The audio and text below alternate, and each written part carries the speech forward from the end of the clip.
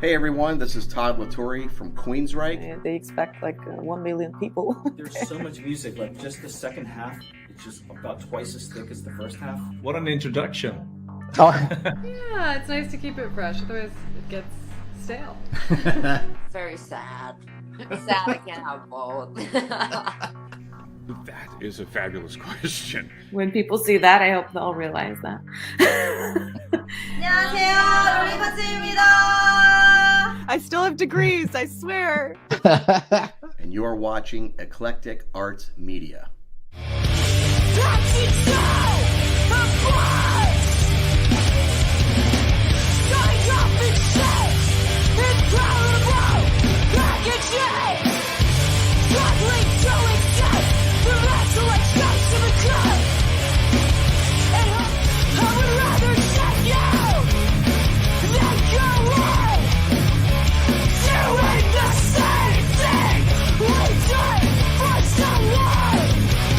Hi, we're Capra. We're from Lafayette, Louisiana, and you're watching Eclectic Arts. Good afternoon, good evening, good morning, wherever you are in the world. I'm Mark Sugiyama from Eclectic Arts Media, based here in Seattle, Washington. And thank you so much for joining me on this Thursday, the 14th of September, 2023. And I'd like to thank Crow Lotus from Capra for joining me yesterday. It was great catching up with her, having seen the band live in person last summer. And then we also did a virtual interview back in 2021. So it was really great, again, getting a chance to catch up with her, hearing about the new album and everything else that's going on. And coming up, I kind of mentioned this yesterday, but now it's actually confirmed. I do have David Howard Thornton scheduled to join me.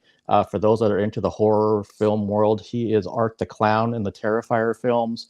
He also was in a film last December, called The Mean One, which is kind of like a takeoff on The Grinch, but they legally got around that.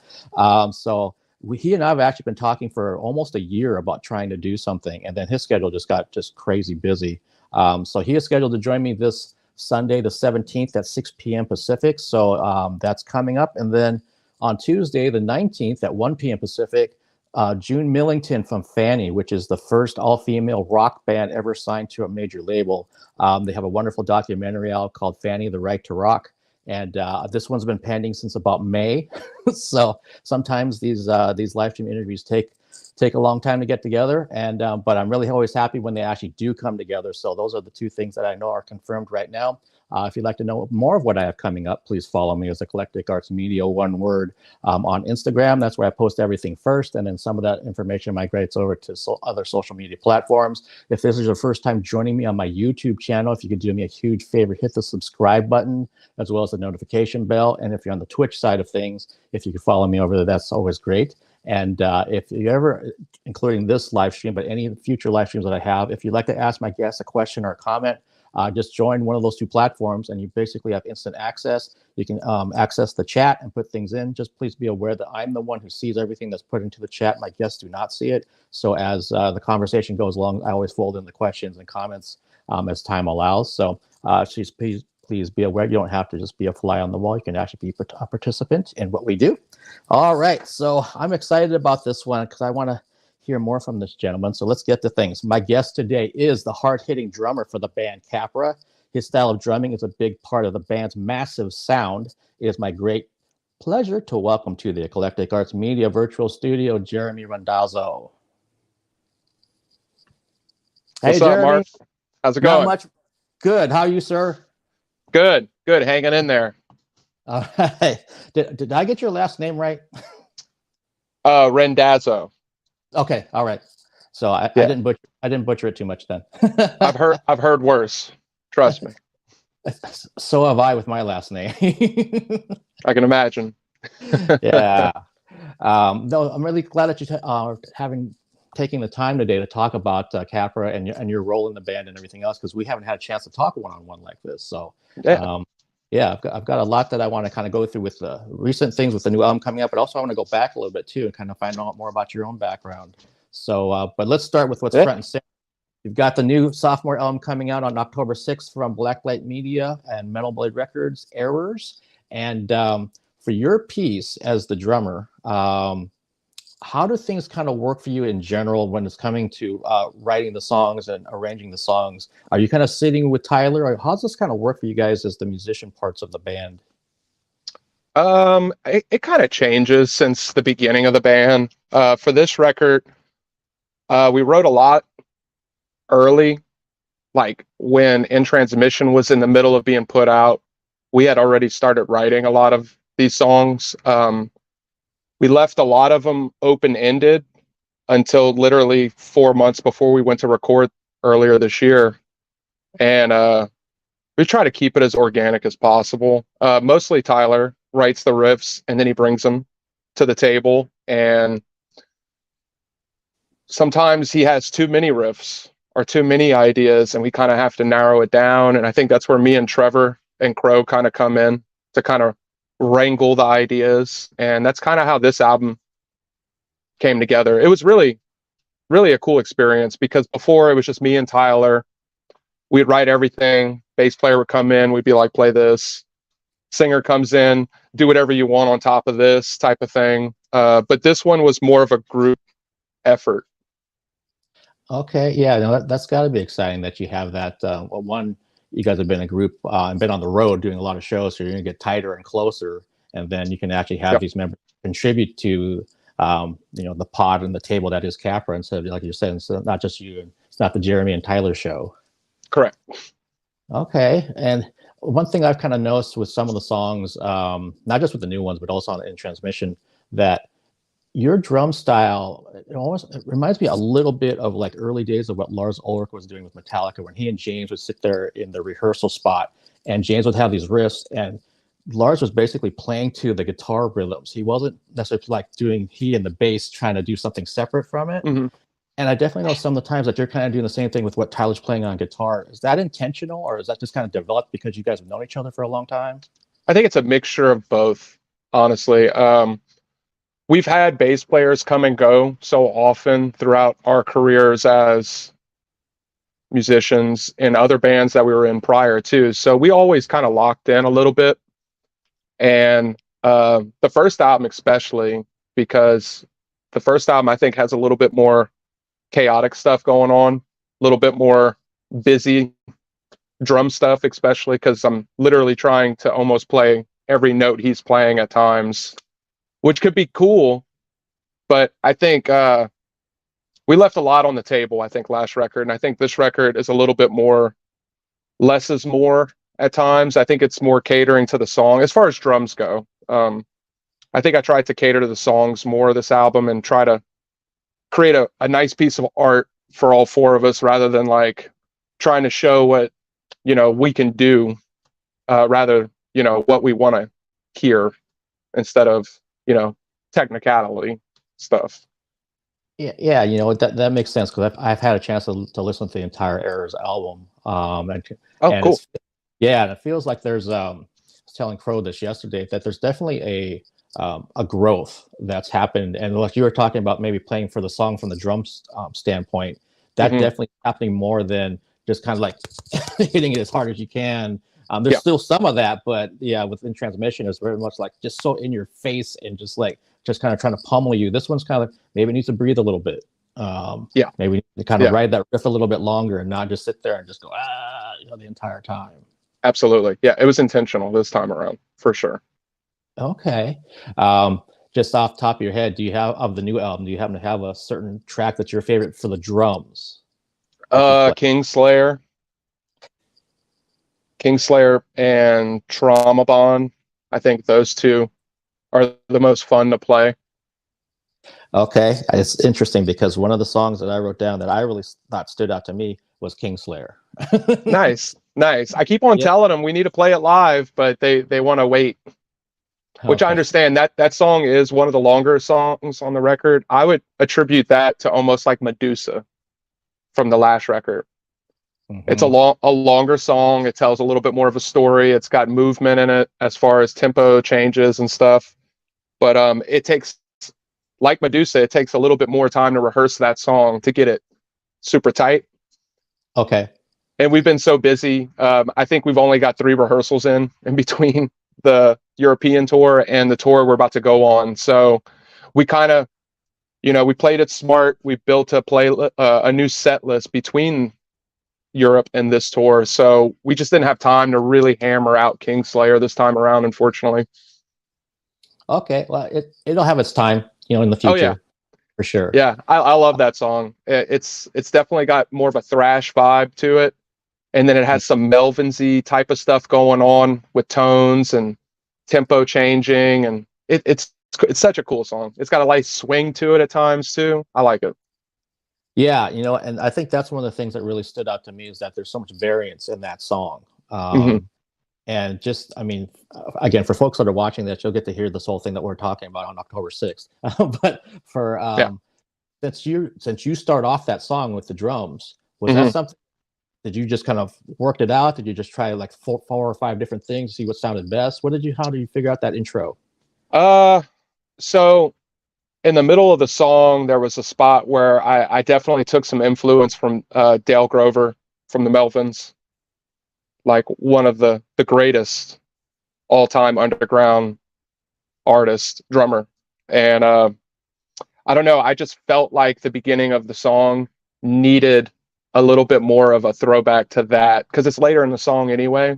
So I was like, what about if we just hammer out like a very almost jungle-like beginning with the toms and snares and kick drums, and just bring in a heavy riff on top of it, let it layer a little bit for a second, and then just smash thrash situation. So I don't know, that song, interesting things about that song is that it wrote itself.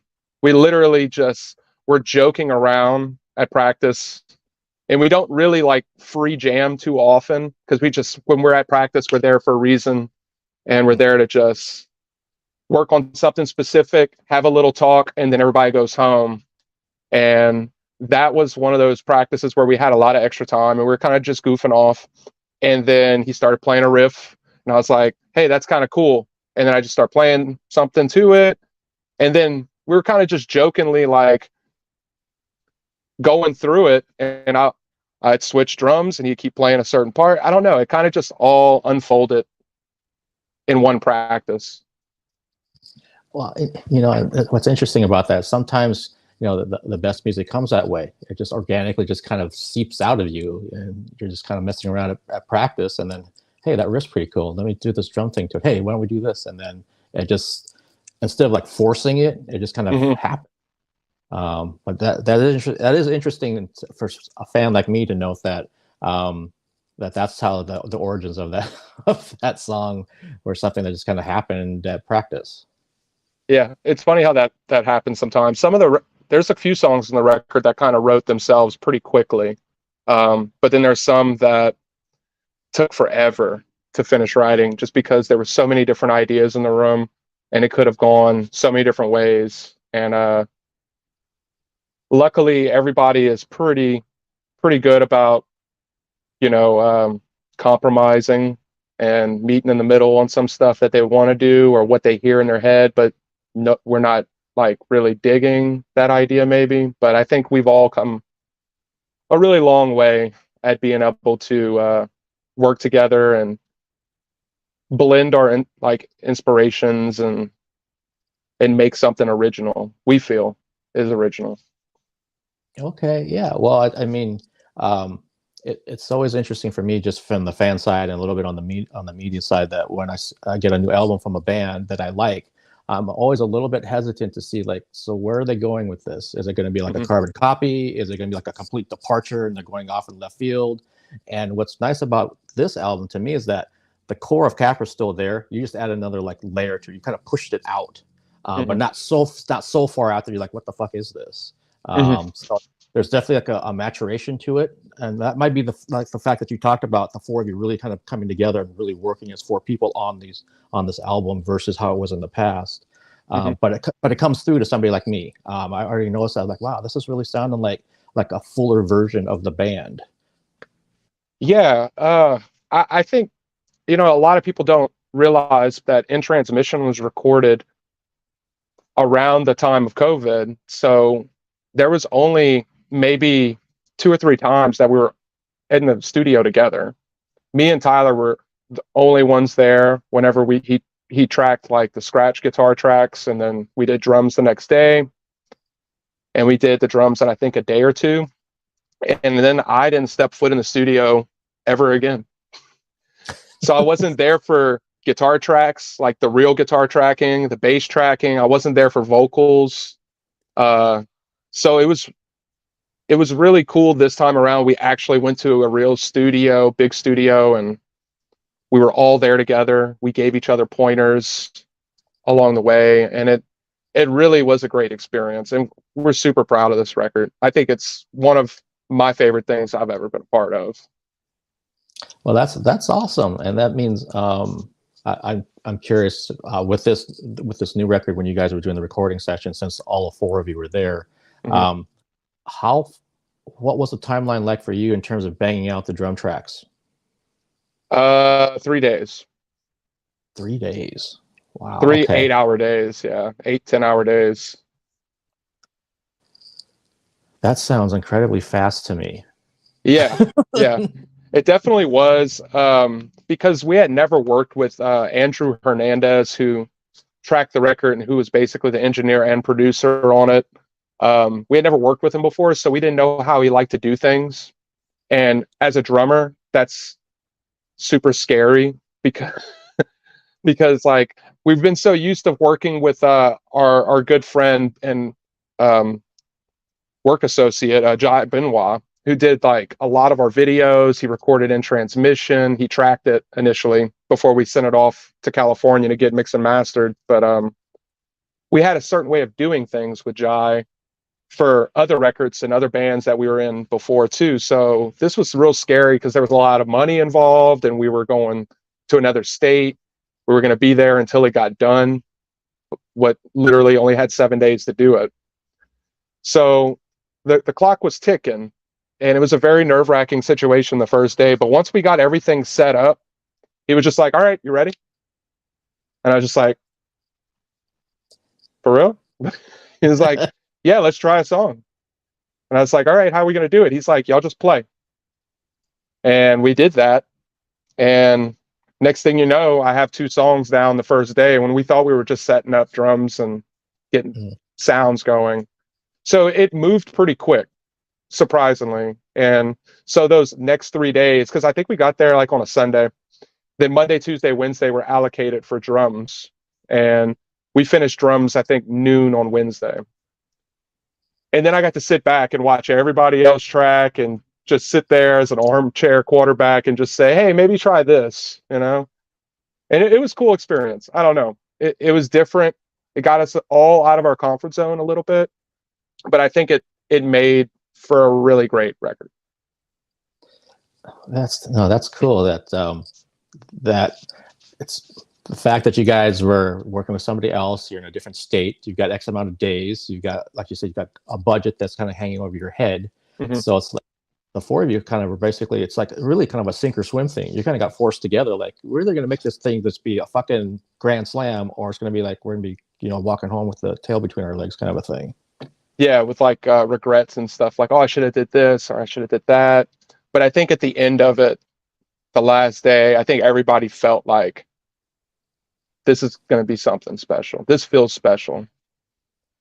Yeah, well, and again, for me as a fan listening to it, I would have, if someone had told me that you guys did this in roughly 7 days, I would have been like, what are you talking about 7 days? There's no way they recorded this album in 7 days based on what I'm hearing sonically, production-wise, arrangements.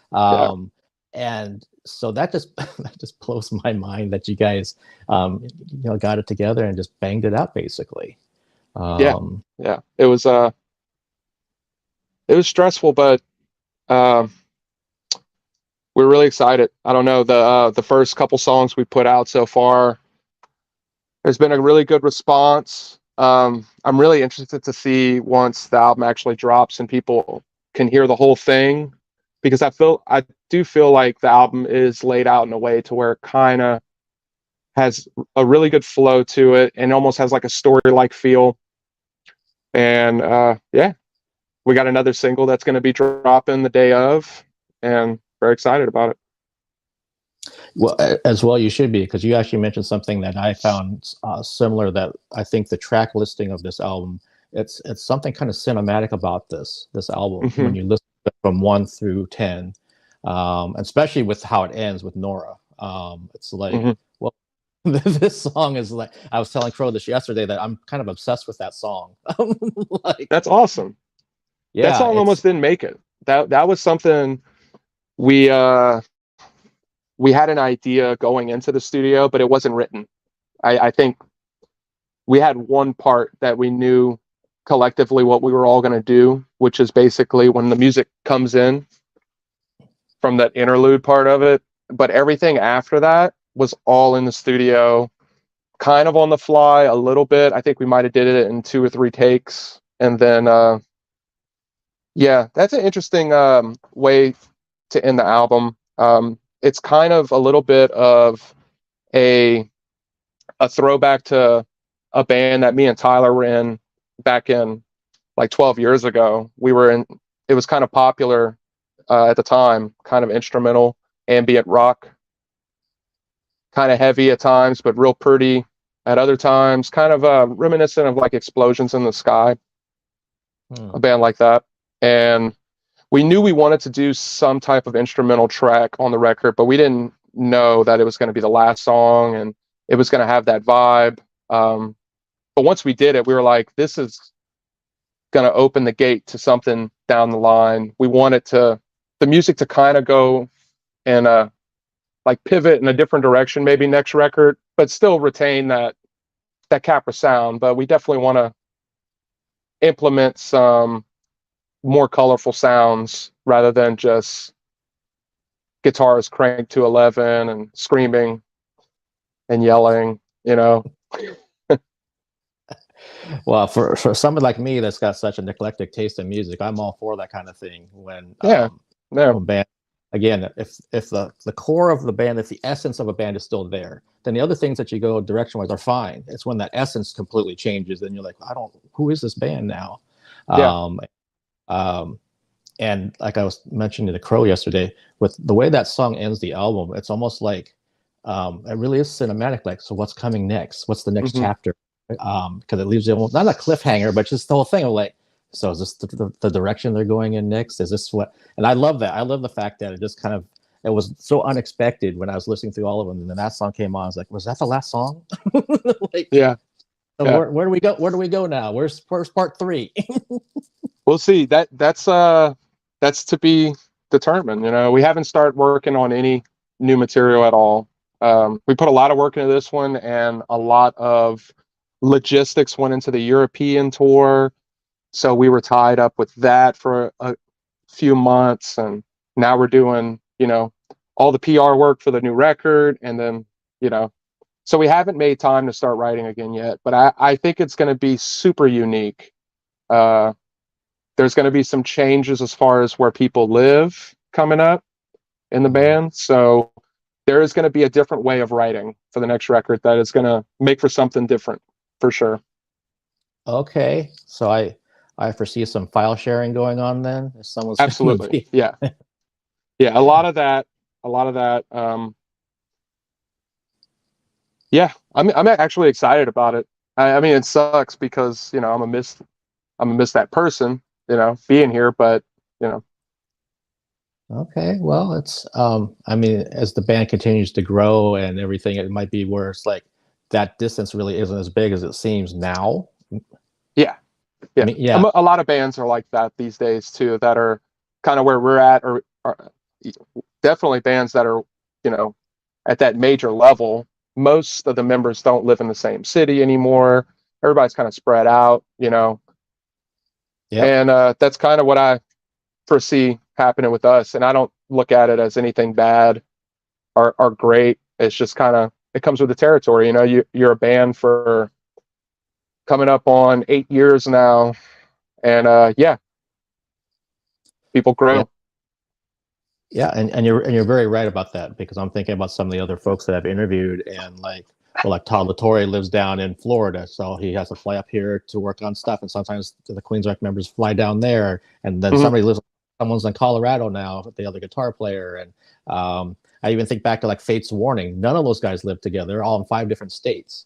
So they'd have to go to, like, I think they went to like New Jersey or something. Anytime they're going to tour, to sit there and do the rehearsals because they're all scattered everywhere. And they're banned for for decades. So just kind of they made it work. Yeah, and that's what we'll do. We're all dedicated enough. I think everybody for sure practices alone. We all have our routines and stuff. So I don't even think it's super necessary for us to live in the same place anymore, because we really don't play local shows as nearly as often. I mean, we might do 1 or 2 a year, but that's not something that we aspire to do. It's just kind of our way of giving back every once in a while, hosting some out of town bands or maybe some younger local bands and try to put it on for them, and I really don't think it's going to be that big of a deal. Yeah, no, and again, I don't think so either, because it's actually almost the other way around. Like, how many touring bands are in the same city? The members, it's like, I don't think there's too many of them that are like that. Yeah, locally when you start off, but once you start getting to a certain level, it just happens. Right. Which kind of leads to what you already kind of mentioned a little bit, the 4.5 weeks in Europe that you guys just did. Tell me about that experience. That must have been mind blowing. Yeah, it was very mind blowing. It was very long. I was definitely getting homesick about the 2.5, 3 week mark. I was ready to head on home, but the shows were great. The festivals were amazing. The accommodations and hospitality in Europe are so vastly on a different planet compared to in the States. So that made life a lot better, a lot easier. Everybody got to sleep for the most part, regularly 10 hours at times. The food was cool. The beer was great. Everybody was really nice. I don't know, like, as far as like promoters, the concert goers, bartenders, people that would run our merch for us at the festivals, everybody was super nice and accommodating, and we'd love to do it again. Not anytime soon, but we'd love to do it again. Well, that's awesome. That's awesome to hear that. Just the kind of, I guess, the approach that perhaps European countries have to bands that tour, that like that they're going to give you a meal, they're going to have a place for you possibly to stay as a band in the band apartment or just something, instead of like having to fend for yourselves. They just kind of know what the deal is, basically. Yeah, they want you to come back too. Yeah. So they don't want to like spook the American bands, they want to treat them better than they get treated in the States, and that definitely keeps them coming back. So I understand it, and it's a cultural thing too. I think they're not even thinking of it that way. I think that's just how they treat musicians and artists out there. Well, that's awesome, because I'm thinking about the first time I saw the band Nightwish in like 2005. So they had not been to the States before. And I did like 10 shows here, but they're from Finland. And I remember talking to their founder, and he was like, "This is such a shock to us." I'm like, "What are you talking about?" And he said, when we get a meal over in Europe, there's like an actual meal that was either brought in or someone even maybe cooked it. And so here they throw 2 pizzas in your dressing room, and that's it. It's like every city they're in America, that's all they did. If that, sometimes you don't even get that. Right. And so then we're like trying to figure out, well, what are we going to get, or how do we get it? Because they don't know fucking anything over here. And so it was super eye-opening for them for the reverse reason. I'm like, oh, so this is what the States are like when you come over, at least for the level they were at the time. Yeah. And the drives in the States are a lot longer and more spread out. And and I've talked to other people too that that maybe don't understand when bands are touring, depending on the level they're at, they're going, it could be 300, 500 miles between shows. And they're their own roadies, and they're going to be loading in and loading out and covering the merch cable and trying to meet the fans, and do all that stuff, and maybe get, I don't know, a couple hours of sleep if they're lucky, depending. It's more of a grind for sure in the States. They may not get a chance to shower for a few days, depending. Yeah, and that was the amazing thing in Europe. I mean, I showered every night. No problem. Sometimes the venues would give us towels and they'd have a shower in there. So like, there was never an issue. The one thing that was an issue though, and I do have a couple qualms about some of the European shows. Water, bottled water, not really a thing over there. They'll give you all the beer you want, all the Red Bull, all their European sodas. They'll fill the green room with that. But if you ask for water, it's rare that you would get. And if they gave it to you, it was always hot or warm. Like cold water wasn't really a thing. So that was a struggle. We're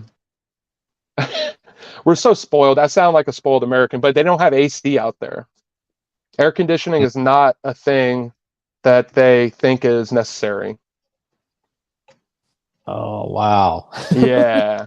And hey, we're from Louisiana. So like when we left and flew out to Frankfurt, it was about 115 heat index. So we were coming from some muggy situation. And then going over there, it was a little hot, but it wasn't like where we're from. So it was kind of easy to adjust on the fly, but whenever you're in a van and there's no AC and there's no airflow, yeah, it gets a little muggy. So that was a little tough. So water, and no AC. Oh, and laundry. Laundry was an issue. That was tough. And most places that we had stayed that offered a washing machine, there was no dryer. So they'd expect you to hang your clothes out, but almost every time we were in those situations, it was raining. So you learn to work with what you got. But I'm glad that we all individually, I think, brought about a week's worth of clothes. So we only had to do laundry about 2 or 3 times. But as a drummer, I'm sweating all the time. So as soon as I get off stage, I'd have to like go dry off, strip down, and hang my clothes out somewhere, because if not, they, start smelling pretty bad. Makes the van smell bad. Nobody wants to talk to you. So I have a unique experience as the drummer, just because every night I was soaking wet, like, and couldn't stop sweating. I'd get off stage and I'd just be radiating sweat, and I could dry off, but I would just keep sweating. It would take a while to cool off. So I ran through a lot of clothes in Europe. That was my issue, but everybody had their own unique experience. You'd have to ask everybody else. So. Interesting. I never would have guessed the part about no AC, and then also the water thing. I mean, because you're right. I mean, here in America, bottled water has become a beverage. I mean, it has for years now. Yeah. And the fact that over there the water that they give you isn't even cold. So I'm like, for the most part, yeah, it's not cold. Or it's got carbonation. Okay. So you would get a bottle of water and you'd be like, oh, sweet, finally. And then you open it and chug it and you realize that it's carbonated water. And I don't know if you ever taken a swig out of carbonated water when you're expecting it to be regular water. Not the coolest feeling. Sorry, my dogs are barking. Yeah, no problem. No problem at all. Yeah, when you're talking about as a drummer that you're sweating and your clothes and all that kind of thing, it reminds me of the old tour video that Cannibal Corpse had when they were showing where they were hanging up their stage clothes inside their tour bus, and you could see the salt stains that had dripped down on different parts. And so they're talking about, you don't mix this funk with that funk, and this funk doesn't go with that funk. And it was just like, at that time, this is a long time ago. I had no idea that's what was going on for some of these bands when they toured. They don't get a chance to do laundry, so they're just airing this shit out wherever they can on the bus as they get to the next town. Yeah, because that's the worst. Whenever it goes sour, there's no coming back from it. You could spray it with Febreze all you want and try to re-air it out, but you can't get that funk out without properly washing it. Yeah. Yeah, they even talked about how sometimes they forget to bring Febreze for their bunks. So it's like, oh yeah, ibuprofen, Febreze, Monster energy drinks. You know, that's the endorsements we're looking to get. Biofreeze, all that. All that stuff. As we still have a few minutes here, I'm really wanting to hear. I don't know how quickly we can do this, but what is your background? Like, what got you into music in the first place, way back when, with young Jeremy? How far back do you go when you started your music path? I guess I was about 8 years old, and I was heavily raised on the MTV generation when they were still doing music videos and Headbangers Ball, and got a little bit older and got exposed to a little bit more of the new metal side of things. And I guess I was about 8, got into playing instruments in general, just wanted to have a bass guitar, a guitar, drums, keyboard. I didn't know what I wanted to play, but I knew I wanted to play something. And I figured if I bought or acquired all these instruments, eventually I could figure out what I'm gonna play, and I'll have all the instruments for anybody else that wants to play music with me. So, and then I got into music education in about 6th grade, started doing percussion, started playing in bands when I was about 14, started playing live in front of people at all ages shows. Was in a couple bands after that, went to college, sat out playing with anybody for about a year. And then me and Tyler started playing that ambient music I was talking about earlier. And it's been in a band or two ever since. Since I was 14, I've always, like I said, I only took 1 year hiatus when I started college. I didn't really want to have anything distracting me at that time. And I ended up dropping out anyway. So, but yeah, it's always been something, man. It's almost like second nature these days. I don't even look at myself as like a musician or a drummer. It's just what I do. It's just like part of me. I don't know. I was in drum corps in high school. I even taught drumline for about a year or two after high school. I guess that's what kept me busy from being in a group, because my freshman year of college, I was teaching a high school as well. When I wasn't in class or working, it was just a wild time. I had 3 different jobs. I was going to school I think I had 15 credit hours I was trying to take in my freshman semester. I don't know. I was just trying to figure it all out. Originally, I wanted to be a music teacher, but I figured out real quick that's not really the route I want to go. And I don't know. I just kind of immersed myself in playing with groups again.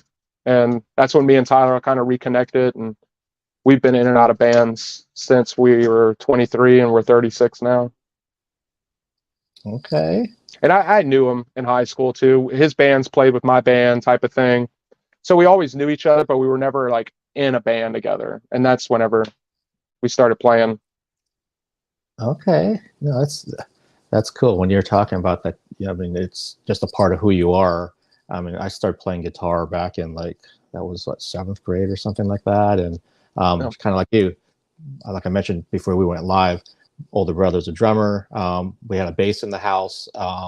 Eventually there's a keyboard in the house. So it's kind of like, I want to kind of fiddle around with all this kind of stuff and see kind of where it goes. And I stayed with guitar. I had a guitar class. I used to be a teacher right out of college, but I wasn't teaching music. Cool. I was teaching some other stuff. But on Thursdays after school, I had a guitar club. So it had students come over, and some of them just wanted to hang out and watch videos and stuff like that, or through osmosis try to pick up guitar, which I was like, it doesn't work like that. You actually have to practice. And then some of the other ones were really serious. And we had one kid that was, I don't know how long he had been playing, probably maybe at least 5 years, but he was classically trained. So he was doing all the, oh my gosh, it was just blowing our minds watching him play. And he's like this real little dude that unfortunately I think was getting picked on in the school building. So he didn't really have a home, but then he heard about this guitar club and like, yeah, man. And we're blasting Metallica and Slayer and all kinds of stuff out of there. So it was kind of like the cool teacher would play the Star Spangled Banner that opened up assemblies and that kind of thing. I don't think there's any footage, but it's in your system. It's in your blood. Just like going to concerts or playing shows or just anything. It's just like, it's like another arm basically. And that's just who you are. Yeah. And trust me, there's times where I've been jaded and wanted to quit and not even look back and just move on. But it just keeps bringing me back in, you know. There's times where I want to quit, trust me, but I don't. But I know if I did, I would regret it immediately. So, like before In Transmission was recorded, like I was like, this is it. Like once this band folds, I'm done. Like I'll go play in a cover band or something, you know. But I don't know, man. It's a weird relationship, honestly. Like with just music and myself, I don't know. It's a love-hate thing. It's easy to get jaded the older you get too, especially being in the music scene and then seeing what happens after you kind of make that next step. And I don't know. You kind of get weird in a weird limbo area because a lot of people back home in the music scene locally might think, I mean, there's a lot of things they might think. Some might be jealous. Some might be thinking like, oh, that's so good for them. I'm happy for them. Now they're like, they've made it. But the reality is like, no, they made it. I mean, that depends on how you define that. Because there's a lot of other bands that we've played with that are, you know, astronomically bigger than us. And we're just a baby band. But, you know, it's all about your perspective, I guess, like a local band looking up to a band that actually got on a label and is touring and doing the thing. They don't really understand the logistics about what it takes to do what we're doing. And it's easy to get a little jaded, like, man, I'm doing this, but I'm not here yet. But everybody thinks I'm up here, but I'm not. I'm just like them. I've just got a couple people in our corner, you know, working with us, and it's difficult. It's definitely complicated at times. But I try to just stay grounded, not take anything for granted. At the end of the day, you know, you gotta have to just take a deep breath and just be grateful and, you know, live in the moment. Yeah, no, I would agree with that because I'm 53. So I mean, in terms of like wanting to pack anything up related to what I do artistically, that happens almost every day. Yeah, imposter syndrome, almost. Yeah. It's like yeah. Yep. Or I'll have like a string of things that just kind of start frustrating me. So I'm like, man, what the fuck? And then I kind of have to take a step back and remember there's some really good people, good publicists, good bands, good, you know, whoever. But it's so easy to lose the perspective when you have things that don't go your way after a while. Yeah. And then I had the same thing where like people want to get selfies with me at shows. And I'm like, why? I'm like, why? I'm the same way at shows whenever they do that. Like they want a picture or they want me to sign something. I'm like, yeah, I'll do it, obviously, but why? I'm just like you, man. You know, we're just fortunate enough to have some cool people in our corner that have helped us get a little bit more exposure, and people are digging it, and that's amazing. So at the end of the day, I just have to be thankful for that and keep on moving. Yeah, well, obviously for me as a fan, I'm so glad that you are sticking with it, and you guys in the band are sticking with it because, yeah, you know, you got a fan all the way up in Seattle. I mean, I don't know back in the day when you guys were working on songs and you go through different and all that, you'd be like, there ain't gonna be any fucking fans up in the Northwest, let alone us actually getting there to play a show, and you've done it. Yeah, and then you just spent 4.5 weeks in Europe, and you made new fans there. I'm sure of you guys putting on the kind of performances that you do. So it's like, yeah, I think we made a few. Yeah. On one hand, it's like, this is really fucking cool, and I can't believe it. On the other hand, like you're just saying, it's like, yeah, but I'm still the same schlep that I always was. I'm still I'm still doing the same things that I was, you know, when I get back home, or the same people. Absolutely. You know, I've got my dogs to feed still and everything else. So yeah, the mortgage ain't gonna pay itself, man. You know, it don't stop. Yeah. So whenever we get home, I mean, for me, I have a son, I have a career, and I have a very, very cool boss that is super understanding and supports me doing what I do. So I'm fortunate in that aspect.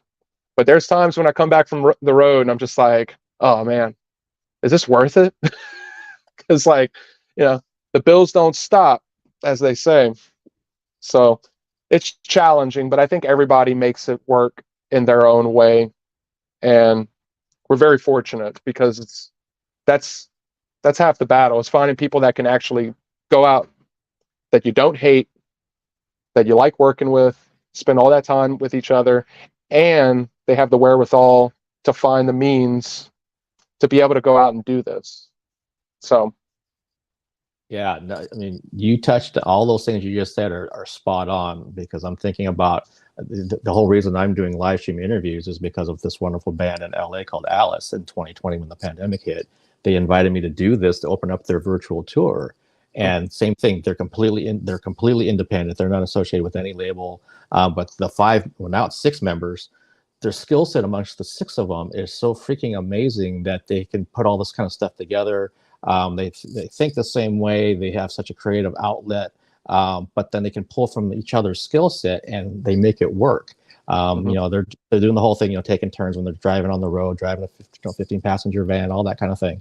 But they found the right people, because like they said, we're all doers, Mark. We want to do, we don't wait for tomorrow. We do it now.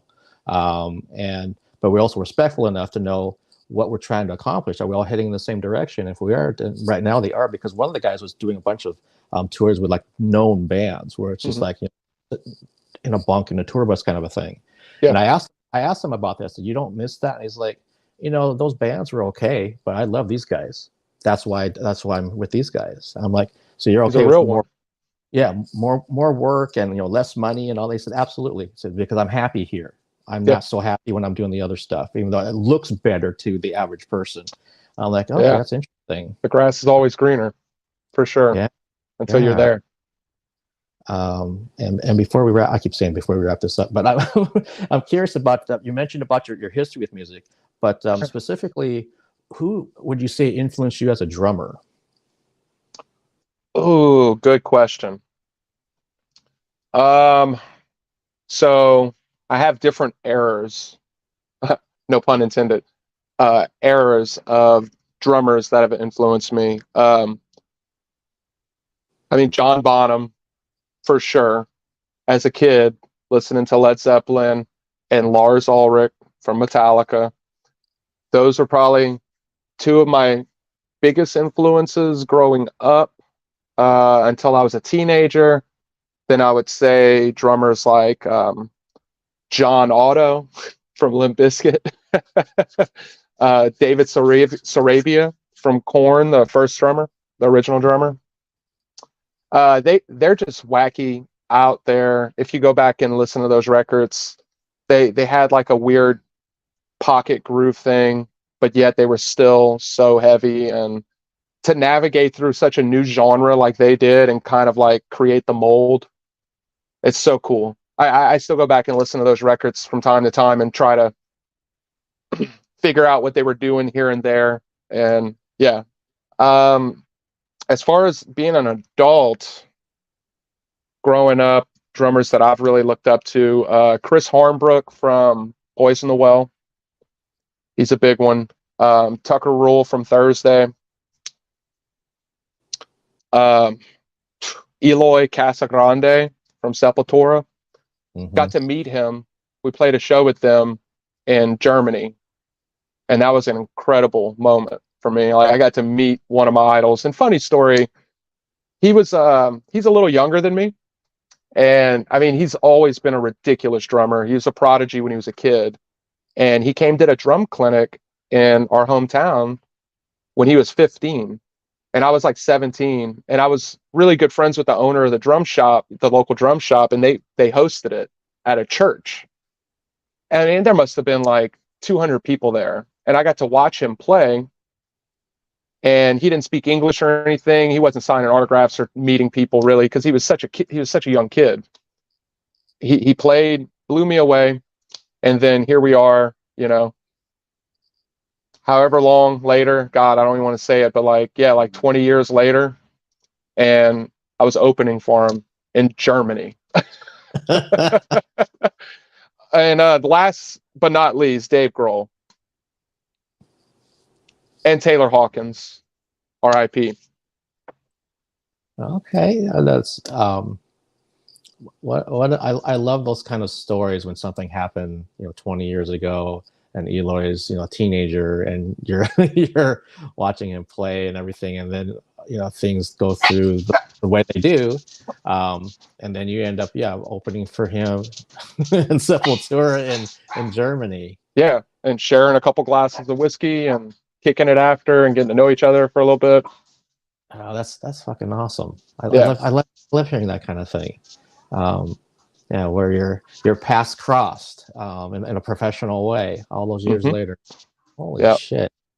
One thing, at least for me, when you mentioned Dave Grohl, is that I had a friend here. I still have a friend. He lives in Houston now. But we went to high school together, and he was way into the early grunge scene. So like we're talking like 88, 89. And so he was going to all these shows, and he kept saying, "Mark, you got to come check out this band." And I don't know what my problem was, but I was always like turn him down. And so he saw like Mother Love Bone, and he saw early incarnations of like every fucking band around here, including Nirvana. And so I'm like, I know like when they did the Alive video for Pearl Jam, he's in that crowd. When Eddie's climbing up an even flow, he's in that crowd. And I'm like, so these are all the bands you were telling me about. And so at one point he said, come to this show because it's Catch a Rising Star. It was like $10. There's 3 bands. Like, okay, I'll come to this show at the Paramount Theater here, which holds like 3,400 people. And Mother Love Bone opened, and Soundgarden was a special guest, and then Jane's Addiction was the headliner for $10. And so Nothing Shocking had just come out. That's what they were promoting. So I'm like, oh wow, yeah. And he's like, so what'd you think? I was like, I've been missing out on all this shit, basically, for no good reason either. I really don't know what my problem was, but he was going through all that. So sometimes when I see him now, when he flies up here, he kind of reminds me of the fact that I told you should have been going to all these fucking shows back then. Now look look where Dave's at now with everything he does. Yeah, he's incredible. He's a Renaissance man, true Renaissance man.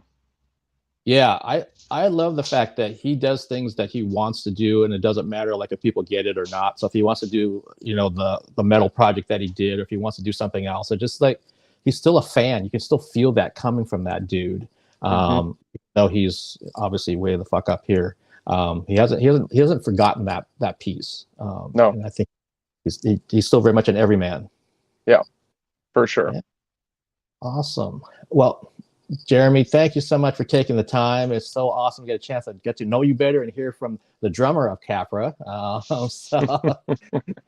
Yeah, and I wish you guys every success with the string of dates you got coming up, and also the album on October 6th when it officially gets released. And maybe we'll kind of see where things are at. Like you mentioned, if there's going to be kind of like that downtime for the holidays, maybe we'll try to reconnect a little bit and kind of see how you're feeling about the album now that I've been out in the wild for a couple months or month and a half, maybe. Point. Yeah, absolutely, man. Let's do it. I'm down. Okay, cool. I will definitely follow up with you. I love having guests come back, and we'll kind of see how the response is, and also for me, because I'll have a chance to live with the album much longer than the last week or so, when they got sent to me. So awesome. Cool deal. All right, man. All right, Jeremy. Have a great. Well, it's still afternoon down there. Oh yeah. We still got a half a day. Okay, cool. Thank you for taking the time. I really appreciate it. Not a problem, man. Have a good one. All right. Take care. You too.